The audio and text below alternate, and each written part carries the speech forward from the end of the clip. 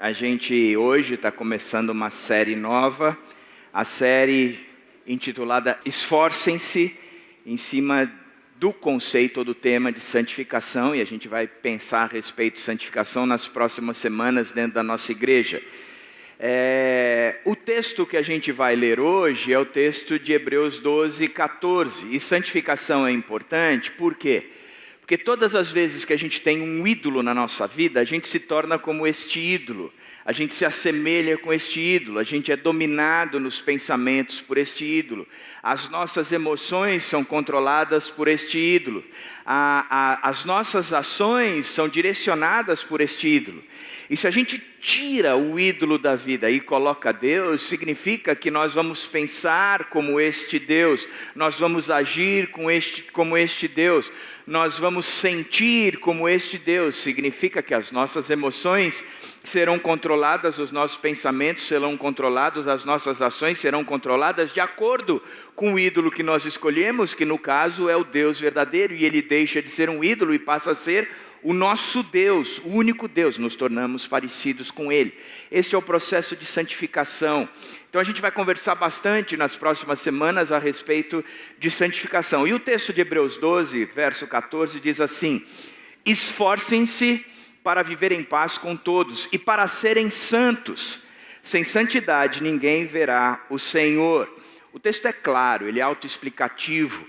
Ele não deixa dúvida de que se a santidade ou a santificação, ela não é desenvolvida, se eu não desenvolvo a santificação, eu não vou ter a possibilidade de ver o Senhor, eu não vou enxergar o Senhor, eu não vou ter caminho, intimidade, vínculos com este Deus. Da mesma forma como o texto também não deixa dúvidas de que santidade ou santificação é fruto de esforço. O texto está dizendo: esforcem-se para serem santos. Então significa, se eu não me esforçar, eu não serei santo. E se eu não for santo, eu não vou ver Deus. Eu não tenho a capacidade ou o privilégio, nem mesmo o direito de ter este encontro com Deus. Porque sem santidade, ninguém, mas ninguém verá o Senhor. E esse é o texto bíblico. Esforcem-se para ser santos, porque se isso não acontecer, você não verá a Deus. Significa que quando a gente está falando de santidade, de santificação, isso tem a ver com a nossa salvação.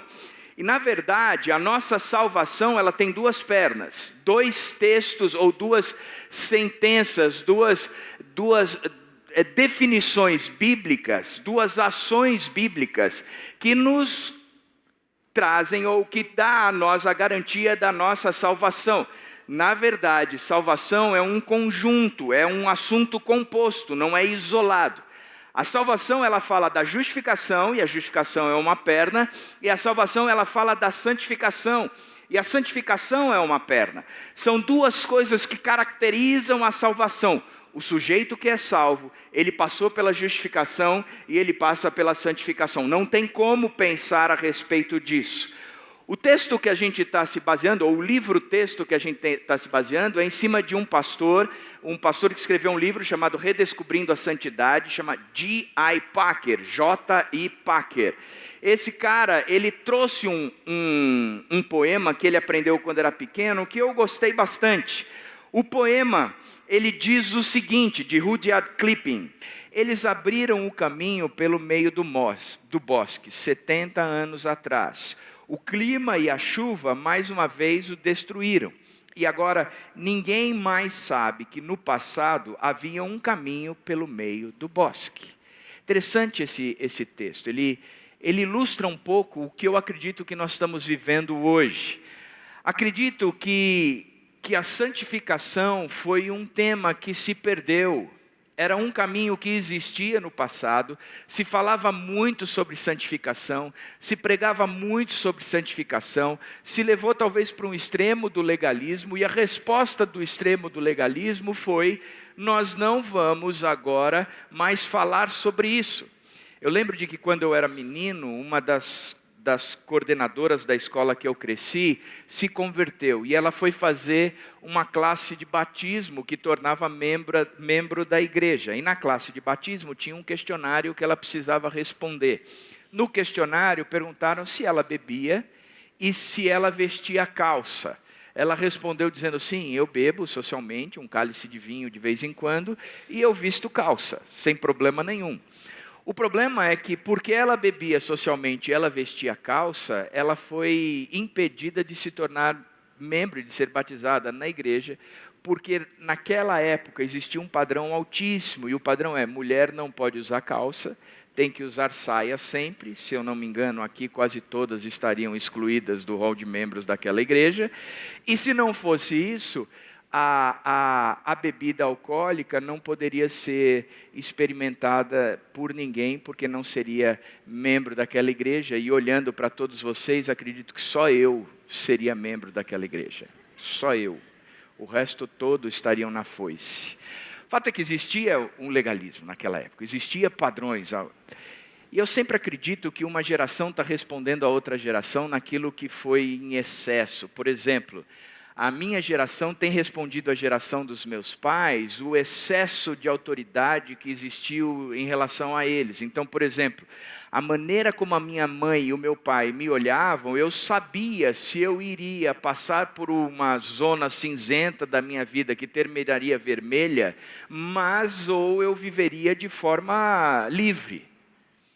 Hoje em dia, nós entramos numa condição onde a disciplina não pode ser aplicada, não se bate ninguém, castigo não existe, o negócio é conversar, porque a minha geração está respondendo àquela geração, dizendo, a maneira excessiva como vocês fizeram, nós não gostamos, e portanto respondemos dessa forma. Talvez no mundo cristão, no mundo onde a Bíblia nos fundamenta, a resposta que nós estamos dando àquela geração é: vocês se tornaram muito legalistas, tudo era proibido, nada era permitido. Então o que nós queremos dizer é que nós não acreditamos num cristianismo dessa forma. Nós não acreditamos num cristianismo que molda o padrão da pessoa, num padrão de proibições, o que pode, o que não pode, o que deve, o que não deve, o que é permitido, o que não é permitido. Portanto, nós mascaramos, e isso é tão verdade que quando você olha para o passado e para o presente, algumas expressões o mundo evangélico tem evitado de usar. Expressões como Satanás, inferno, pecado, a ira de Deus, são coisas que a gente não costuma mais falar. Por quê? Porque uma das respostas que nós estamos dando à outra geração é que o cristianismo, ele serve para Deus nos abençoar. Portanto, nós estamos cultuando um Deus que tem a obrigação de tornar o seu povo próspero, de que tem a obrigação de tornar o seu povo feliz, que tem a obrigação de tornar o seu povo cada vez melhor, rompendo em fé, a gente canta, porque se o mar não se abrir, Deus vai nos fazer andar sobre as águas. E aí quando vem o refrão, a gente gosta de gritar, rompendo em fé. Mas quando a gente lê, por exemplo, Hebreus 11, a galeria dos heróis da fé, muitos ali, o mar não foi aberto e nem eles andaram sobre as águas e eles morreram afogados. Os impérios e os reinos que vieram contra eles não foram destruídos, pelo contrário, foram mortos à espada, ao fogo, apedrejado e uma série de outras coisas. Significa que na galeria dos heróis da fé, aqueles que viveram pela fé jamais cantariam essa música. Porque eles não diriam, rompendo em fé, se o mar não se abrir, ele vai me fazer andar sobre as águas. Eles até diriam isso, mas eles acrescentariam, agora mesmo que eu não ande sobre as águas, eu vou morrer afogado, rompendo em fé. Por isso eu olho um pouco para o nosso cristianismo, e eu acredito que o nosso cristianismo ele tem se perdido um pouco. Porque a gente tem falado algo como se fosse bom para nós, como se levantasse o nosso moral, como se fosse sempre um Deus que existe e tem que nos abençoar, um Deus que existe e tornará o seu povo próspero, um Deus que existe e eu serei feliz a partir do momento que Ele me abençoa com as coisas que eu gostaria de ter. Por isso, nós tentamos tornar o Evangelho mais atraente. Nós excluímos as palavras como a ira, o pecado, o inferno, Satanás. A segunda coisa é que nós também relativizamos a verdade absoluta da palavra de Deus. Nós vivemos num mundo pós-moderno, onde tudo é verdadeiro e todas as verdades são válidas. Aonde nós olhamos o que o budismo diz e o budismo está certo. O que o catolicismo diz e o catolicismo está certo. O que o espiritismo diz, o espiritismo está certo. O que o povo evangélico diz e o povo evangélico está certo. E o que eu fico vendo, há um sincretismo religioso aí, onde a pessoa não se firma em nada. Em nada. O cara não é católico, o cara não é espírita, o cara não é cristão, o cara não é simplesmente nada, porque ele aceita tudo.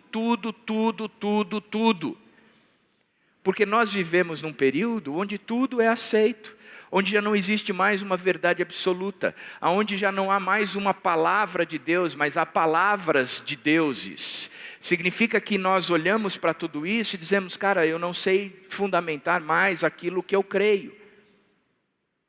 Aquilo que eu creio. E o que me entristece é o sofrimento daquele que não se fundamenta em cima da verdade e de uma verdade. Da pessoa que não conseguiu completar em si ou para si o que é a verdade.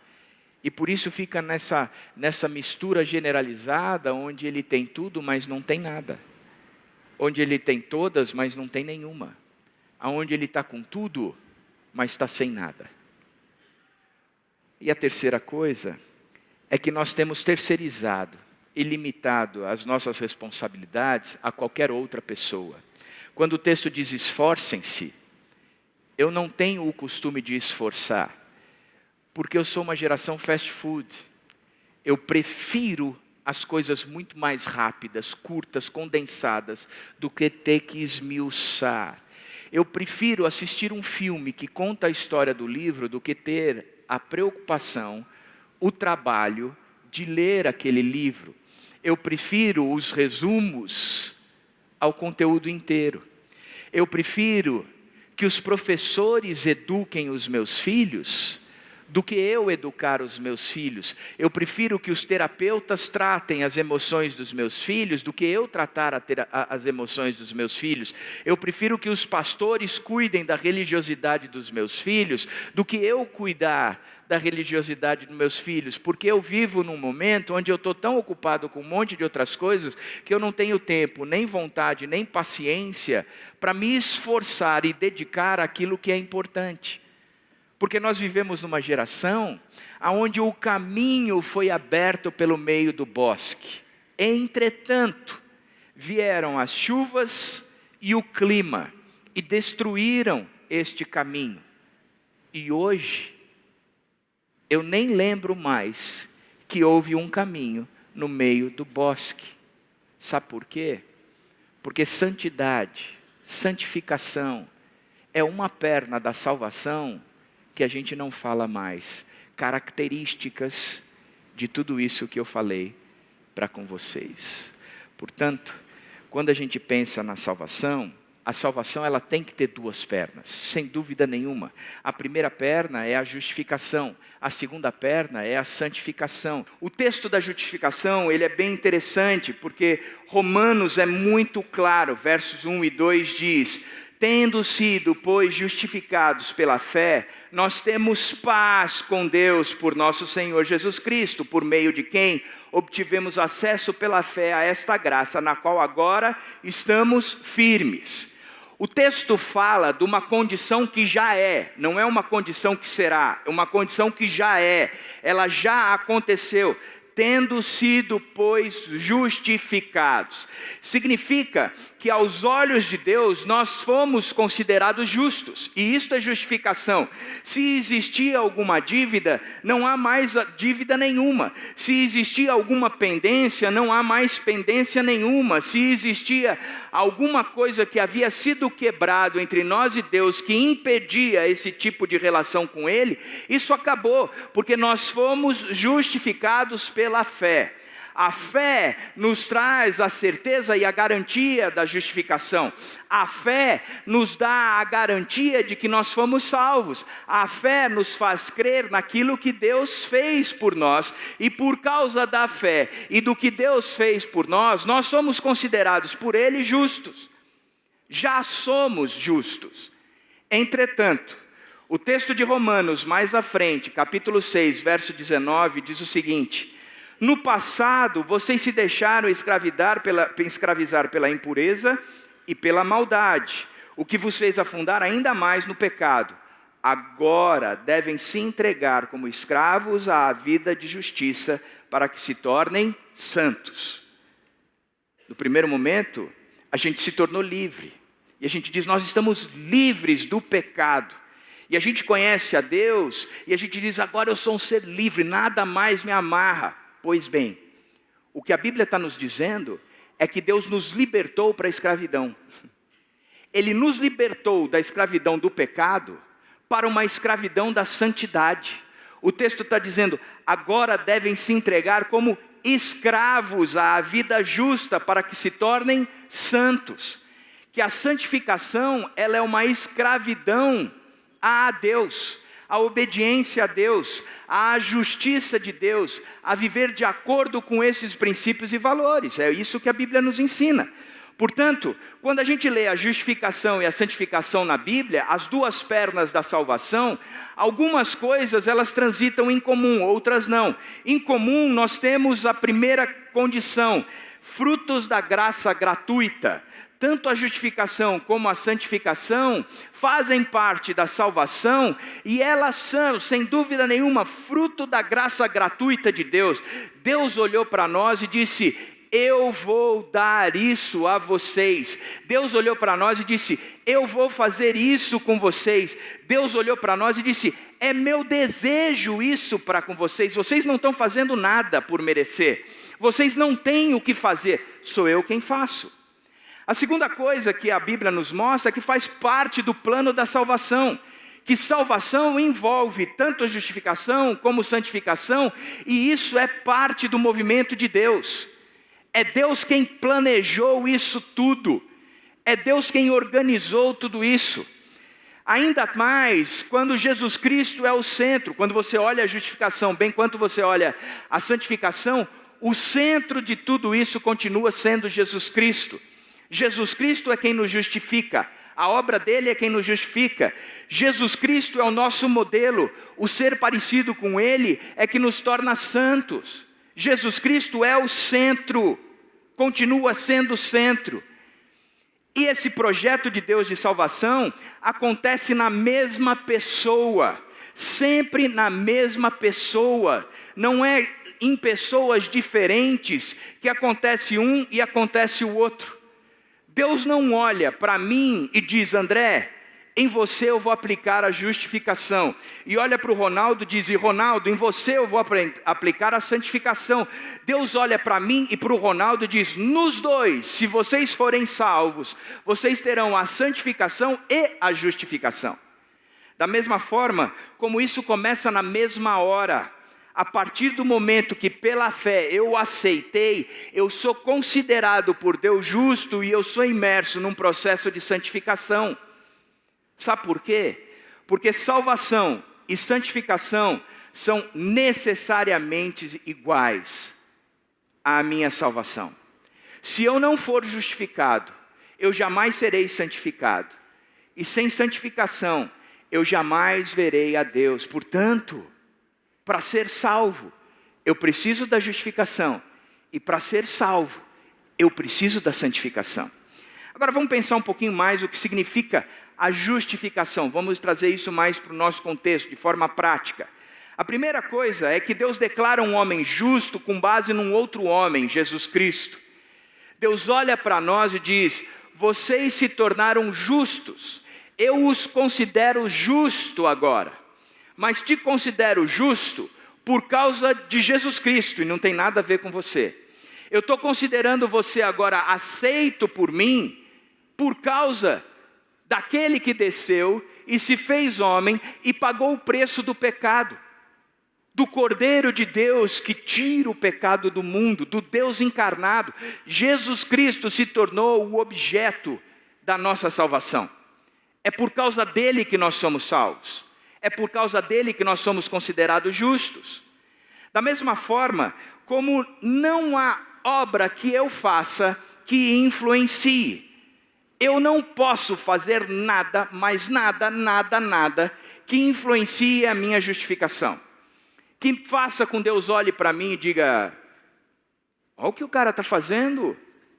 Oh, Deus Pai chega para Deus Filho, tá vendo isso? O cabra é bom, vamos considerar ele justo. Não tem nada que nós possamos fazer que nos torne justos. Nada. Da mesma forma que nada mais precisa ser feito, porque Jesus Cristo fez tudo o que precisava ser feito. Interessante de pensar nisso. E nos meus aconselhamentos, nos meus bate-papos, eu tenho aprendido uma coisa muito interessante. Quando a pessoa não entende que não há nada que se faça para se buscar Deus, a pessoa fica tão perdida, mas tão perdida, que ela continua na incerteza de que se merece ou não o relacionamento com Deus. Então, por exemplo, aquilo que eu sempre pergunto, se você se encontrasse hoje com Jesus Cristo, e Ele virasse para você e perguntasse, por que é que eu tenho que deixar você passar a eternidade comigo? O que é que você responderia? Gente, sabe o que a maior parte me responde? Olha, André, eu tenho tentado fazer as coisas boas, fazer o que é bom. Eu tenho tentado, eu erro pra caramba, mas eu tenho tentado. Engraçado que todas as vezes que a pessoa coloca essa tentativa de trazer para si a aproximação a Deus, ou com Deus, ou para com Deus, por causa daquilo que faz, ela nunca tem a garantia de que chegou de fato. E sabe o que ela cria para si? Uma terceirização de pessoas que vão garantir que o que ela está fazendo está certo, mas ela mesma nunca teve um encontro com Deus. Eu vou explicar. E aqui eu não vou fazer uma crítica à religião A, B ou C, mas eu vou fazer uma contestação, inclusive dos próprios evangélicos. Porque quando a gente não sabe como é que a gente chega em Deus, a gente traz para nós o peso de que a gente tem que fazer o certo. Mas mesmo assim, tentando viver o que é certo, a gente nunca sabe se chegou até Deus. Então a gente precisa de alguém que confirme. Os espíritas contam com os espíritos. Os católicos, eles procuram os santos, e principalmente Maria, que se torna intercessora. O povo evangélico procura os pastores, como se os pastores estivessem na mesma posição, dizendo, de fato o que vocês estão fazendo está certo. Vai por esse caminho. Hoje em dia, tentando tirar dessa faixa tão religiosa, o povo tem procurado em todos os lados buscar a aprovação daquilo que faz, para saber se o que está sendo feito é positivo ou negativo. Estão procurando nos terapeutas, nos advogados, nos professores, pastores, conselheiros, espíritos, santos, intercessores, num monte de outras coisas, porque até hoje ninguém conseguiu, por obras, ter a garantia de que o que faz está lhe trazendo para próximo de Deus. Por causa disso, buscam o tempo todo a aprovação. E o fato é que Jesus Cristo vem com uma palavra diferente. Eu sou o caminho, eu sou a verdade, eu sou a vida. Você nunca vai chegar ao Pai se não for por meu intermédio. Em outras palavras, o que Jesus Cristo está dizendo é, você nunca vai chegar ao Pai. Entretanto, o Pai chegou até você por minha causa. Fui eu quem trouxe o Pai até você, porque eu sou o Deus encarnado. A justificação é este movimento de Deus que nos declara um homem justo com base em Jesus Cristo. Que não há nada que eu faça que influencie a minha justificação. E nada mais precisa ser feito por causa da minha justificação. Agora, é o ingresso que eu tenho para passar a eternidade com esse Jesus. Puxa, se Ele fez, Ele me convidou, tudo o que precisava ser feito foi feito por Ele, então eu tenho hoje a certeza de que passarei a minha eternidade com Ele. Eu tenho hoje a convicção de que eu vou passar a minha eternidade com Ele e não mais com ninguém. É Ele que me leva. Da mesma forma, como a justificação é um ato de Deus para um homem não sendo percebido por outros. A justificação é aquele relacionamento que eu tenho com Deus, aonde Deus comigo e eu com Deus, existe amizade, vínculo, certeza de que Ele está se relacionando comigo. Eu não tenho dúvidas. Tem gente que chega para mim e diz: você questiona se eu sou salvo? Não tenho esse direito. E na verdade eu não tenho nem essa condição.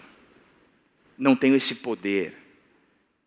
Não tenho essa capacidade. E na verdade não tenho como fazer isso. Por quê? Porque a justificação é um movimento de Deus com o indivíduo. É quando o Espírito de Deus testifica com o meu espírito de que eu sou salvo. E porque eu sou salvo, eu sei que não tem nada que eu precise fazer, porque Ele já fez, também não preciso de intermediário, porque Ele veio, eu tenho a segurança disso, foi a graça de Deus que me alcançou. O pastor que me criou, Ari Veloso, ele dizia o seguinte: eu não posso dizer e afirmar que ninguém é salvo, a não ser duas pessoas. Ele dizia: uma sou eu tenho a convicção da minha salvação. A outra é o ladrão na cruz, porque Jesus disse: ainda hoje estarás comigo no paraíso. Ele dizia: nem mesmo a da minha esposa eu posso afirmar isso. Nem mesmo a da minha esposa. Interessante, porque a justificação é um caminho entre eu e Deus. Sou eu com Deus. E a santificação? O que significa a santificação? O primeiro passo da santificação é que é o desenvolvimento progressivo da justiça de Deus na minha vida. Aquilo que eu era, eu não sou mais. Aquilo que eu desejava, eu não desejo mais. Aquelas coisas erradas que eu fazia, eu já não faço mais. Eu não faço mais. Por que isso tudo? Porque as obras passam a ter vasta importância. Presta atenção. Na justificação, não há nada que eu faça que me torne justo. Na santificação, eu passo a olhar aquilo que eu faço. E este é o caminho que a gente perdeu no meio do bosque, com o clima e com a chuva. Porque parece para nós que nós estamos salvos, e se nós somos salvos, não há importância nenhuma daquilo que nós fazemos. E a Bíblia diz que nós temos que nos esforçar para ser santo.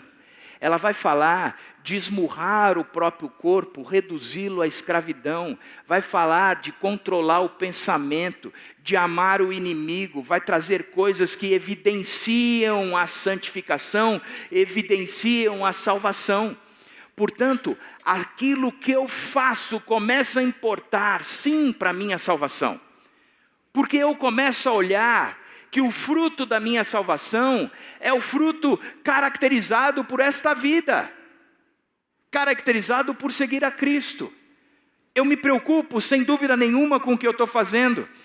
Agora, eu também entendo que a santificação é um processo que será alcançado por mim, não que eu já alcancei. Que eu vou desenvolver a minha salvação com temor e tremor, que aquele que começou a abóbora em mim há de completá-la até o dia de Cristo, que eu estarei, sem dúvida nenhuma, desenvolvendo salvação. Não é algo que eu já ganhei, um pacote recebido, como é a justificação, quando Deus olha para mim e diz: já não há mais condenação nenhuma sobre você. Entretanto, eu começo a viver como Paulo vivia. Eu começo a entender que Paulo dizia: escuta, o bem que eu quero eu não faço, mas o mal que eu não quero eu vivo fazendo. Desventurado, desgraçado homem que sou. Na cabeça de Paulo, a justiça começou a se tornar progressiva na vida dele. Ele começou a olhar de fato que aquilo que ele fazia tinha importância. E ele entendeu que era um processo. Ele começou a olhar para si mesmo dizendo: escuta, o que eu não gostava de fazer, ou o que eu gostava de fazer, eu considerei como esterco, refúgio, não vale de nada. Agora eu gosto de fazer outras coisas, mas não consigo fazer aquelas outras coisas. Aí no capítulo 8, ele vem dizendo que o Espírito Santo o capacita a viver. Entretanto, ele entende que é um processo, ele entende que aquilo que ele faz é importante, e ele entende que isso será completado somente na eternidade. Ele entende também que há uma renovação moral do coração. Gente, se a gente não odiar o pecado, não há fruto de salvação. Você está entendendo isso? Se não houver um ódio em relação ao pecado, não há fruto de salvação, porque o meu coração tem que ser renovado na moral. E o coração é a fonte das decisões. O coração é onde eu escolho as coisas. O coração é onde eu decido as coisas. Portanto, o meu coração tem que odiar o pecado. O meu coração tem que dizer como Davi dizia: eu pequei contra ti somente, eu fiz o que era mal, Senhor. Me perdoa, restitui em mim um espírito inabalável, um coração puro, a alegria da salvação. Restitui em mim, porque eu não deveria estar fazendo isso. Eu odeio o que eu fiz, como eu fiz, quando eu fiz. Eu odeio. Por isso, a santificação, ela não pode ser ocultada aos olhos dos homens. Sabe o que significa? Significa que aquele que é cristão, salvo em Jesus Cristo, que uma vez foi justificado, está dando frutos de santificação. Se não está dando frutos, presta atenção na tua salvação, porque a salvação exige que dê frutos. João 15, aquele que permanece em mim, esse dá frutos. O que permanece em mim. Interessante que um dia desses eu estava conversando com uma pessoa, e a pessoa estava me relatando a crise que estava vivendo conjugal, porque o seu cônjuge não lhe perdoava. E eu dizia: mas qual é o problema? Ele relatou todo o problema e falou assim: então, nós temos um problema de essência aqui. Sabe o que você está querendo? Você está querendo ser uma goiabeira que dá maçã. E aí, como goiabeira, você está virando para o seu cônjuge e está dizendo: experimenta a maçã que eu estou produzindo. Só que você é goiaba, literalmente. Você nunca vai produzir maçã, a não ser que a sua essência seja transformada. O seu problema é que você está querendo que o seu cônjuge reconheça você pelo um fruto distinto da sua essência. Você quer ver ele se converter a você? Se converta a Jesus Cristo. Transforme a sua essência. Comece a dar frutos de santificação, que ele vai te olhar de forma diferente, porque a sua essência mudou. Uma goiabeira nunca vai produzir maçã. Nunca. Nunca vai produzir maçã. Significa, gente, que da mesma forma que a justificação, nós não podemos avaliar o coração da pessoa de forma contrária. Na santificação, nós podemos sim chegar para a pessoa e dizer: você precisa repensar a tua salvação, porque você não está dando frutos de uma pessoa que é salva. Você precisa repensar. Porque o que está em jogo não é aquilo que você faz, é a sua eternidade. Se você foi salvo de fato ou não foi salvo de fato. Santificação tem todas essas marcas. E santificação, ela também tem duas pernas. Da mesma forma como a salvação tem a perna da justificação e da santificação, a santificação também tem duas pernas. A primeira perna é o esforço, a segunda perna é a escola, com 2 Es, para vocês decorarem melhor. Santificação exige esforço e uma escola. O esforço, o texto de Hebreus 12, 14 diz: esforcem-se para viver em paz com todos e para serem santos. Sem santidade, ninguém verá o Senhor. Esforcem-se, esforcem-se. Hebreus 12, está dentro de um contexto de Hebreus 11. Hebreus 11, você pode ler em casa, é conhecido como a galeria dos heróis da fé. Em Hebreus 11, o texto começa dizendo: a fé é a certeza daquilo que esperamos. A fé é a certeza daquilo que nós estamos esperando. Da mesma forma como ele diz, a fé é a prova das coisas que nós não vemos. Nós não vimos ainda, só que nós temos certeza que veremos, isso é fé. Nós ainda não obtivemos, mas temos a certeza que receberemos, isso é fé. Significa que a fé tem que acontecer na vida do cristão. E ele ainda continua em Hebreus dizendo: sem fé é impossível agradar a Deus. Você nunca vai satisfazer a Deus se não for por intermédio da fé. Você nunca vai se aproximar de Deus se não for por intermédio da fé. Você nunca será considerado por Deus justo se não for por intermédio da fé, porque nós já vimos que não há nada que possamos fazer que nos dê a salvação. Ótimo! Legal, gostoso, fé, isso mesmo, trabalha no racional. E aí ele vem descrevendo um monte de pessoas que viveram pela fé. Fala dos patriarcas, fala de alguns reis como Davi, fala de Jefité, fala de Gideão, fala de Raabe, a prostituta, que viveram pela fé. Só que o texto termina no capítulo 11 dizendo: esses caras alcançaram um monte de coisas. Alguns tiveram seus filhos ressuscitados da morte, outros subjugaram reinos, outros foram mortos pela espada, outros foram apedrejados. Interessante que o texto de Hebreus 11, ele vem dizendo que a fé tem uma característica interessante. A fé não existe para me abençoar, mas a fé existe para me aproximar de Deus. E a gente tem fé para que Deus nos abençoe. A gente canta, rompendo em fé. Como a gente gosta de cantar. Quando chega no refrão, a gente leva, rompendo em fé. E a gente fica maluco com aquilo. E aí a gente diz: se o mar não se abrir, Deus vai me fazer andar sobre as águas. Bacana essa música, mas nunca seria cantada pelo povo de Hebreus 11. Porque nem todos tiveram o mar aberto e eles andaram sobre as águas. Pelo contrário, alguns foram apedrejados, foram passados pela faca, mortos. Significa que o romper em fé não é para ser abençoado, mas o romper em fé, o texto de Hebreus 11 diz que estes caras, estes homens e essas mulheres viveram tão intensamente com Deus, por causa da fé, que eles foram tirados deste mundo, para que eles não recebessem a bênção sem nós, porque nós também precisávamos ser abençoados. Significa que estes caras viveram por uma fé tão grande que Deus os tirou. Homens pelos quais o mundo não era digno. Homens que não eram, ou que o mundo não tinha o direito de tê-los entre eles. E Deus os tira. Aí começa o capítulo 12.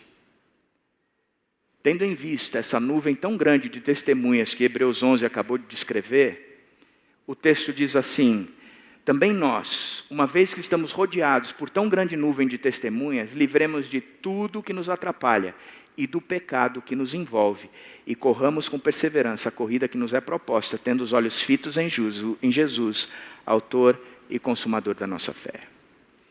Ele diz: escuta, tem que ter esforço. Tem que ter esforço.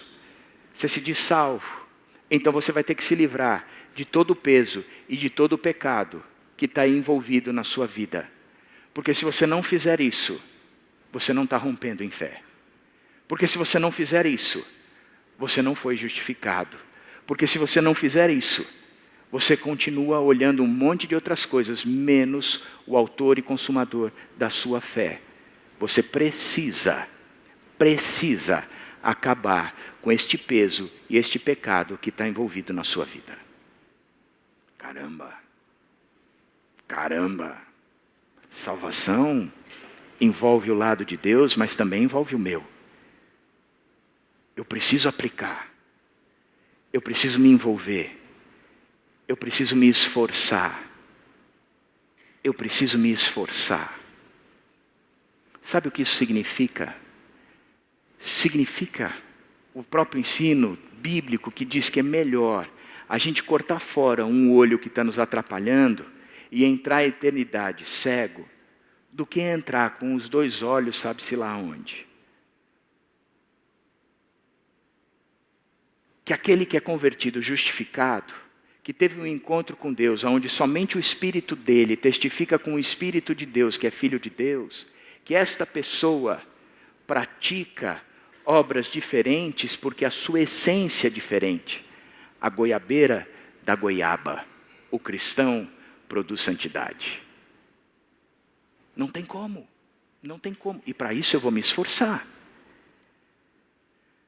Gosto muito do princípio do celebrando, que diz que a gente vai ter que deixar pessoas, situações e lugares para a nossa recuperação. Talvez você tenha que largar alguém que está te derrubando. E eu acredito que na recuperação, alguns relacionamentos tóxicos terão deixar de lado. Não venha com você para cima de mim depois dizendo, eu vou largar minha esposa, meu marido, não. Neste você vai ser santo, porque aí 1 Pedro diz, às mulheres, que pelo santo procedimento de boca calada, aquele marido que não obedece a Cristo, este vai se converter. O procedimento é diferente. Mas talvez eu esteja numa relação pecaminosa, errada, eu vou ter que largar. Porque eu preciso largar. Porque eu preciso me esforçar. Porque não é direito meu. Tem pessoas que me derrubam e eu não vou me envolver mais com essa pessoa. Tem situações que me derrubam, eu não vou me envolver mais com essas situações. Tem lugares que me derrubam, eu não vou mais me envolver nesses lugares. Sabe o que isso significa? Que talvez muitos de nós tenhamos que deixar de lado as redes sociais, porque elas têm derrubado. A quantidade de pornografia que tem entrado, os relacionamentos ilícitos, a masturbação, a falta de fidelidade no meio deste internet, ou desta internet. Porque a santificação, ela exige esforço. Esforcem-se para serem santos. E lembra, seguir a palavra de Deus não é relativizar a palavra de Deus. Ela é absoluta. É a palavra de Deus. E o que ela está falando, eu tenho que entender que é a palavra de Deus. Segunda coisa é que é uma escola. Hebreus 5:8 diz a respeito de Jesus, embora sendo filho, ele aprendeu a obedecer por meio daquilo que sofreu. Primeiro, que é um aprendizado, a obediência. Segundo, que o sofrimento gera aprendizado. Que coisa interessante. Como é que eu posso aplicar a minha fé e ser santo quando não há crise? É fácil. Se não há nada sendo colocado em prova, é fácil.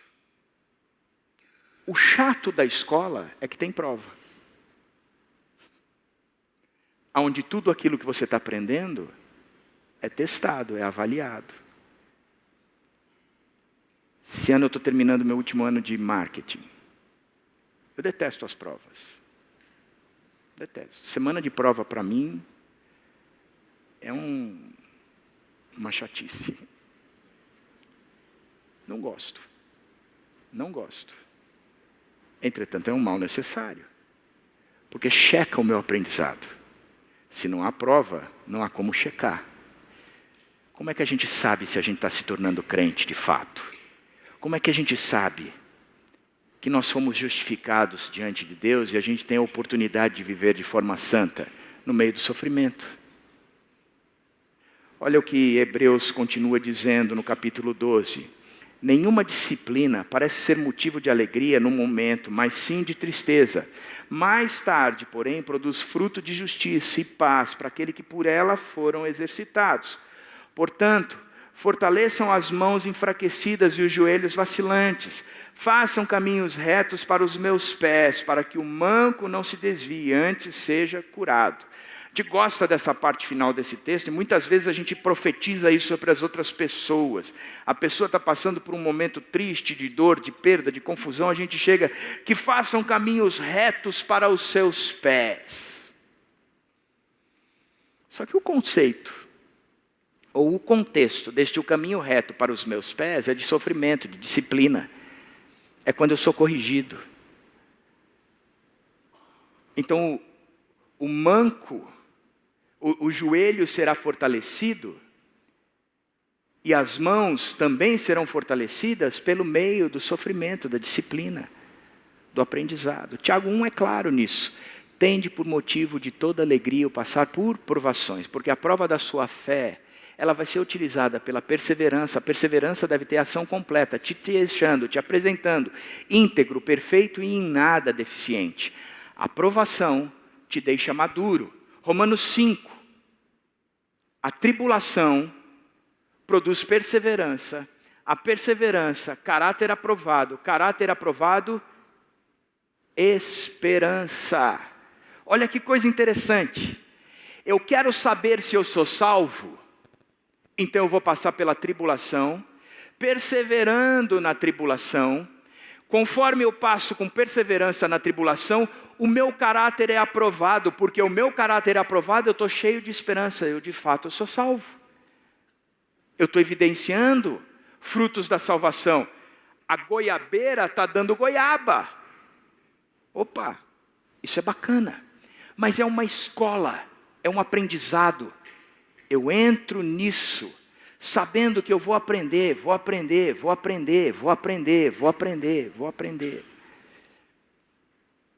Teve um período da minha vida que eu passei uma crise emocional muito grande.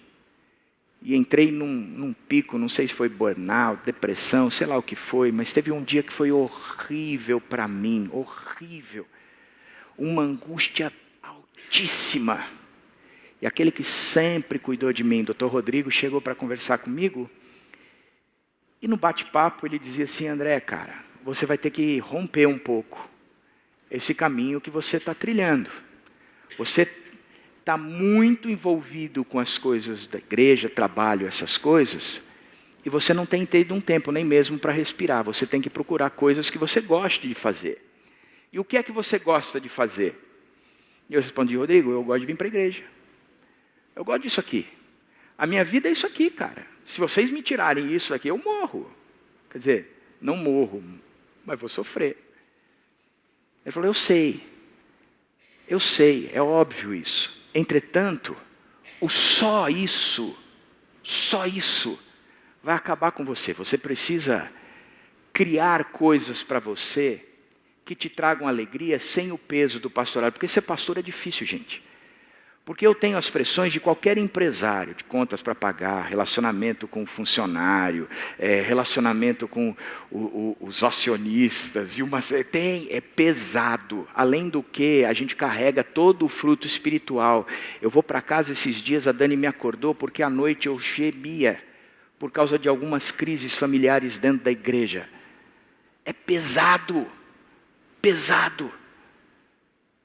Ele falou: cara, você precisa criar algumas coisas para você. Eu falei: Rodrigo, eu não sei o que criar. Eu só gosto disso, cara. Eu curto isso. Ele: não. Como eu te conheço, eu sei que você gosta de pescar. Então você vai ter que pescar de vez em quando. Tá bom. Pescar exige ter a vara, o anzol, a isca, o lago, o peixe e principalmente CNH. Valeu por um período, por outro não valeu mais. Então eu tive que repensar o que eu gosto. E o que eu gosto é de trabalhos manuais. Eu gosto da marcenaria, eu gosto da serralheria, eu gosto de quebrar parede. Teve gente que chegou para mim e falou assim: cara, você gosta disso? Eu vou pedir para você ir quebrar. Eu falei: não tem problema, eu também gosto de cobrar. Me enche de alegria. Faço isso de boa. Segunda-feira é minha folga, vou ganhar dinheiro em cima da sua casa. Não tem problema nenhum. Mas eu tive que aprender. E uma das coisas mais difíceis que eu tenho lidado é a solda. E eu amo soldar. Mas eu tenho uma dificuldade danada de soldar. Todas as vezes que eu vou soldar, o pessoal diz assim: dá um pingo de solda. O meu nunca foi um pingo, é um mar. A solda sai gigantesca, grotesca, uma série de coisas assim. Eu furo o cano, o ferro, solda, mas fica aquela coisa. Esses dias a Dani estava conversando comigo e estava dizendo, você está terminando o seu curso, eu também, o que é que a gente vai estudar depois? Ela virou para mim assim, por que você não faz psicanálise? Eu sei o que eu vou fazer. Ela disse o quê? Eu vou fazer um curso de solda. Ela olhou para mim, curso de solda, que palhaçada, não sei o quê. Depois a gente estava almoçando, ela virou e falou assim, eu acho que você deveria fazer esse curso de solda sim, isso vai fazer tão bem para você. Eu falei, estou até pesquisando, já tem até gente que quer ir comigo. Mas por quê? Porque solda para mim continua sendo um desafio. Eu tenho marca na pele do pingo de solda caído na minha mão, dentro da luva. Até tirar a luva, esse negócio queimou, furou, caiu do... Não foi, mas eu vou exagerar. Furou, caiu do outro lado, ficou no chão, eu ficava olhando pela pessoa, pelo buraco. Eu soldo, mas não soldo com destreza. Eu preciso entrar numa escola. O pessoal me ensinar a teoria e a prática. Eu aprender com isso. No dia que você aceitou Jesus Cristo como Senhor e Salvador da sua vida, Ele olhou para você e disse, não há mais condenação nenhuma. Você agora é considerado justo. E você entrou na escola da santificação. Que pelos frutos você será conhecido. E tem um autor chamado Oswald Chambers, que ele tem uma frase, uma ideia brilhante. Ele diz, o fim reservado ao homem não é a felicidade, nem a saúde, nem a prosperidade, mas é a santidade. O único objetivo de Deus é a produção de santos. Ele não é uma máquina de trazer bênçãos aos homens. Não veio livrar os homens por pena deles. Ele veio para salvar os homens, porque os havia criado para serem santos. Deus não está aqui querendo te abençoar com um carro novo. Deus não está aqui querendo te abençoar com um marido novo. Deus não está aqui querendo te abençoar com uma conta bancária nova. Deus não está aqui olhando para você e dizendo, eu sou o Deus soberano, aquele Deus que do trono fica fazendo com que as chuvas de bênção caiam sobre vocês. Ele já nos abençoou com toda a sorte de bênção nas regiões celestiais em Cristo Jesus. Nós já somos abençoados. Nós agora temos que viver como quem de fato escolheu a Cristo e foi escolhido por Ele, aonde Ele olha para nós e diz, não há mais nenhuma condenação sobre você, pelo contrário. Agora, você é considerado e tido como um filho meu. Viva de acordo com isso. E é onde nós estamos hoje. Só que o que é bonito nessa história toda é que talvez você saia daqui com um peso gigante dizendo, eu nunca vou conseguir isso, porque o bem que eu quero eu não faço e o mal que eu não quero eu vivo fazendo. Jesus faz uma oração. Quando Deus Filho ora ao Deus Pai, Ele pede o seguinte, Ele diz, santifica-os na verdade, a tua palavra é a verdade. Quando nós entramos nessa escola de santificação, é uma escola que exige o nosso esforço. A gente vai fazer morrer o velho homem, a gente vai se incomodar com aquilo que a gente fazia, a gente vai ter que tomar posições drásticas, a gente vai ter que largar pessoas, a gente vai ter que largar situações, a gente vai ter que largar lugares, a gente vai ter que olhar para dentro de si mesmo e dizer, cara, eu não tenho dado o fruto do Espírito, eu não vivo em amor, paz, alegria, bondade, benignidade, fidelidade, mansidão e domínio próprio. Eu preciso frutificar, eu preciso ser uma pessoa caracterizada como alguém que é espiritual, espiritual, não posso ser mais carnal, eu tenho que ser espiritual. A imoralidade sexual, a idolatria, a feitiçaria, a avareza, as orgias gerais, as divisões, as facções, a ira, os ciúmes, não cabe mais em mim, porque eu não sou mais isso. Porque agora eu vivo em Cristo. E esse viver que eu vivo agora, vivo na fé do Filho de Deus, Jesus Cristo. Porque já não sou eu mais quem vive. E quando a gente toma essa posição, a gente entra numa escola. Só que essa escola tem um professor. Esse professor continua sendo Jesus Cristo. Ele sabe o preço que a gente vai pagar. Porque a morte de si mesmo, Ele mesmo fez. E Ele está propondo a mim e a você que a gente morra, se suicide, se mate, que se torne escravo da verdade. Só que este mesmo Deus que está propondo isso, Ele diz em oração: santifica-os. Santifica-os na verdade. A tua palavra é a verdade.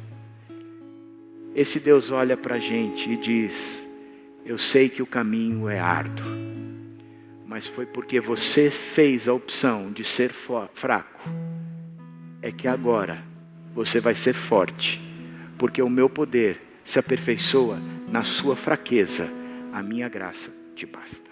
Que Deus incrível! Incrível! Porque Ele exige da gente o comportamento, marcas da salvação. Ele diz que a gente tem que entrar nessa água fria. Ele garante que o mar pode não se abrir. Ele garante que talvez a gente não ande sobre as águas. Mas Ele garante que se preciso for morrer, Ele morrerá com a gente e a gente não morrerá com medo. Porque mesmo que a gente ande pelo vale da sombra da morte, a gente não vai ter medo algum, porque o Senhor está conosco. Ele é o nosso guia. Ele é o nosso guia. Por isso eu não sei como é que você vai começar essa semana, mas eu começaria dando um passo de fé. Eu sou justificado. Tem coisas que não cabem a mim. Eu vou romper com tudo isso agora. Tem pessoas que eu vou ter que largar. Tem situações que eu vou ter que largar. Tem lugares que eu vou ter que largar. Mas eu vou dar um passo de fé. Eu vou dar um passo de fé. Porque eu sei em quem eu tenho crido. E eu sei que Ele é poderoso para guardar o meu tesouro até o dia final. Que a sua semana comece com a decisão de viver em santidade, em nome do Senhor Jesus Cristo.